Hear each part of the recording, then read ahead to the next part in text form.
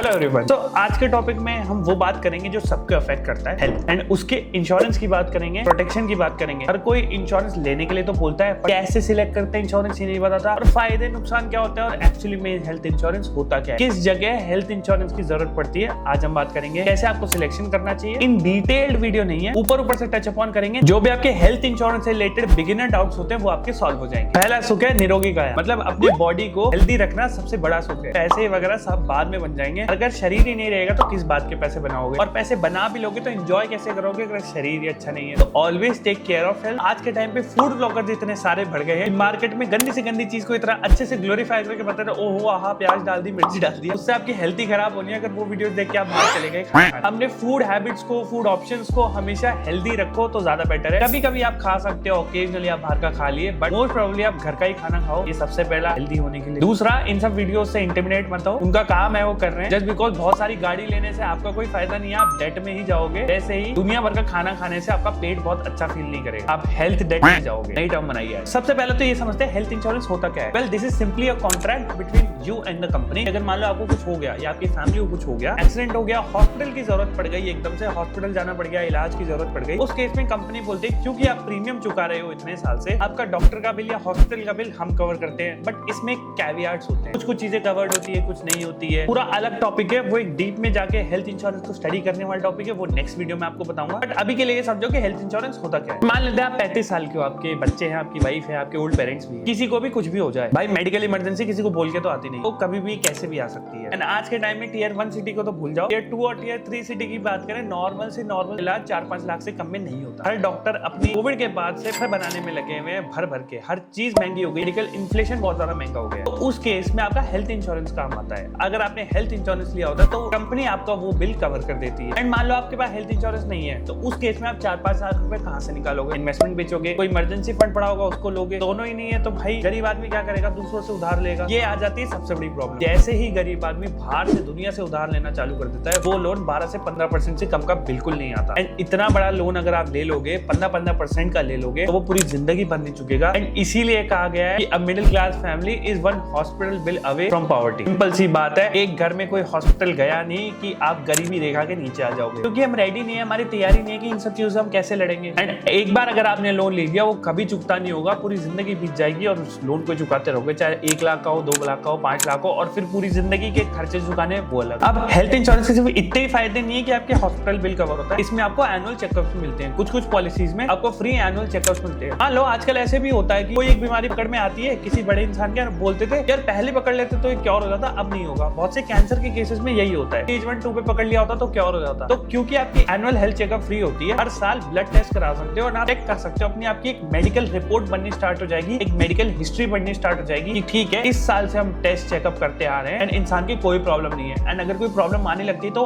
आज ही पकड़ में आ जाएगी, 10 साल बाद नहीं पता चलेगा जब वो चीज अनक्योरेबल हो जाएगी। तो इसका जो भी प्रीमियम होता है वो लगभग, अगर 5 लाख के इंश्योरेंस की बात करूं तो 10-12 हजार में बढ़िया सा 5 लाख का इंश्योरेंस हो जाएगा। अब आप ये भी बोल सकते हैं यार फालतू का 10-12 हजार का खर्चा करवा रहे हो, इस खर्चे से आप बहुत बड़े लोन से बच सकते हो। इसको एक खर्चा ना समझो, इसको एक इन्वेस्टमेंट समझो अपने हेल्थ की तरफ। कुछ मेजर पॉइंट जिससे हेल्थ इंश्योरेंस का बेनिफिट नजर आता है। सबसे पहला सेविंग्स, मतलब सेविंग्स हमेशा सेफ रहती है। आपने जो भी सेव कर रखा है, इमरजेंसी फंड अलग से बना रखा है या इन्वेस्टमेंट कर रखे हैं, वो सेफ रहते हैं, तो उनको यूज नहीं करना पड़ता, तो आपका कॉन्फिडेंस भी लाइफ में बना रहेगा। सेकंड, कैशलेस ट्रीटमेंट, मतलब आपका जो भी ट्रीटमेंट हो रहा है हॉस्पिटल में, आपके लिए कैशलेस हॉस्पिटल्स भी देते हैं कि आप जाओ अपना इलाज कराओ एंड आपको पैसा नहीं देना, इंश्योरेंस कंपनी लास्ट में बिल सेटल कर देती है। थर्ड, फैमिली कवरेज, अब पूरा का पूरा फैमिली कवरेज एक सिंगल इंश्योरेंस पॉलिसी में भी ले सकते हो। फोर्थ, एनुअल चेकअप, जो मैंने बताया पहले भी कि एनुअल चेकअप्स अगर आप करवाते हो तो उससे आपके डिजीज पता लगने के चांसेस बहुत बढ़ जाते हैं पहले। फिफ्थ, आपका मेडिकल बिल तो कवर होता ही है, तो जो भी आप हॉस्पिटल में जाते हो उसमें आपका मेडिकल बिल कवर होता है। सिक्स्थ होता है आपका कॉर्पोरेट इंश्योरेंस, मतलब अगर आपके